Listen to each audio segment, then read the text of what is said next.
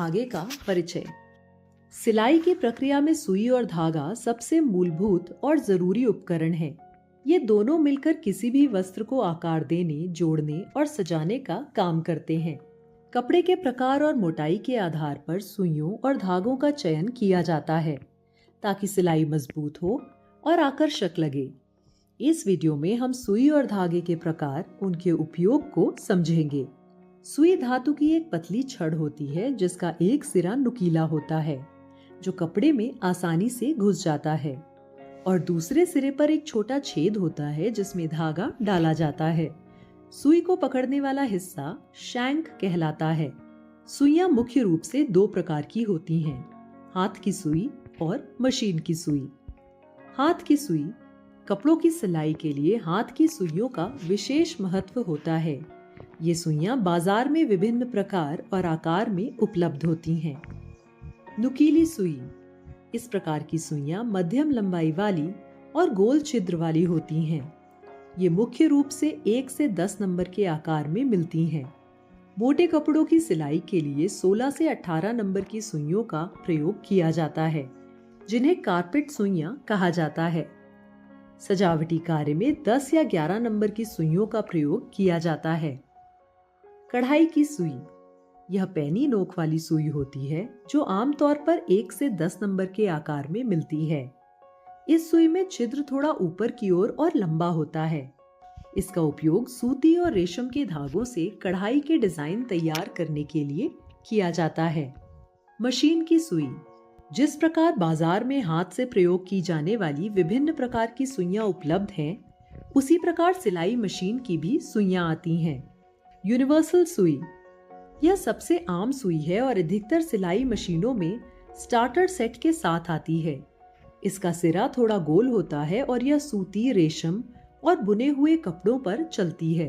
Ball point सुई, यह universal सुई की तुलना में थोड़ी अधिक गोल होती है।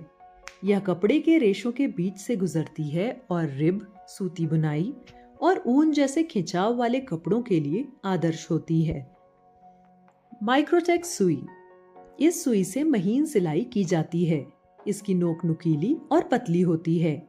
यह सिल्क, नायलॉन, ब्रोकेड, लेदर और पॉलिएस्टर जैसे माइक्रोफाइबर कपड़ों के लिए उपयुक्त होती है। ये बाजार में 60/8, 70/9 और 75/10 नंबर में उपलब्ध होती हैं। जिस प्रकार से हमने अब तक सुई और उसके प्रकार के बारे में जाना, उसी प्रकार सुई के भागों के बारे में जानकारी लेते हैं। बट, शैंक का ऊपरी भाग जो छोटे पिरामिड के आकार का होता है उसे बट कहते हैं। यह नीडल बार में सिंगल पॉइंट संपर्क बनाता है। शैंक, सुई का सबसे ऊपरी भाग शैंक कहलाता है। यह सिलाई मशीन में नीडल स्क्रू द्वारा नीडल बार में लगा होता है। शैंक का आगे वाला भाग गोल और पीछे वाला भाग समतल होता है। शोल्डर, शैंक और ब्लेड के बीच का अपेक्षाकृत मोटा भाग शोल्डर कहलाता है।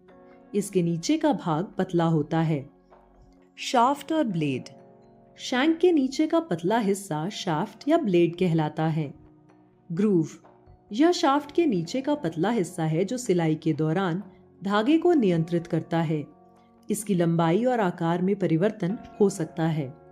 स्कार्फ, यह सुई के छेद के पीछे का हिस्सा होता है।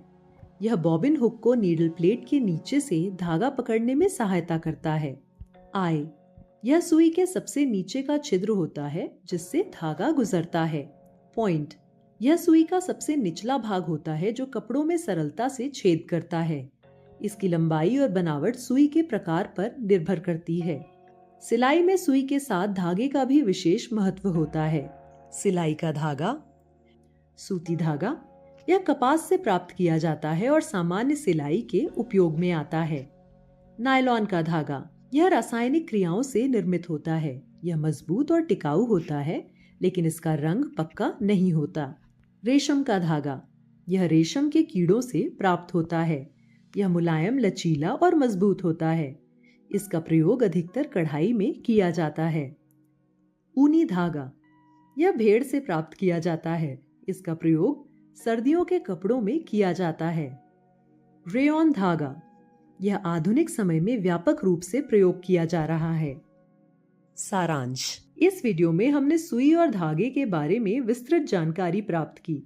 हमने सुई के प्रकार, उनके महत्वपूर्ण भागों और उनके उपयोगों के बारे में सीखा। साथ ही विभिन्न प्रकार के धागों के बारे में भी जाना। यह जानकारी हमें सही प्रकार की सुई और धागे का चयन करने में मदद करती है, जिससे हमारा सिलाई का कार्य बेहतर और टिकाऊ बनता है।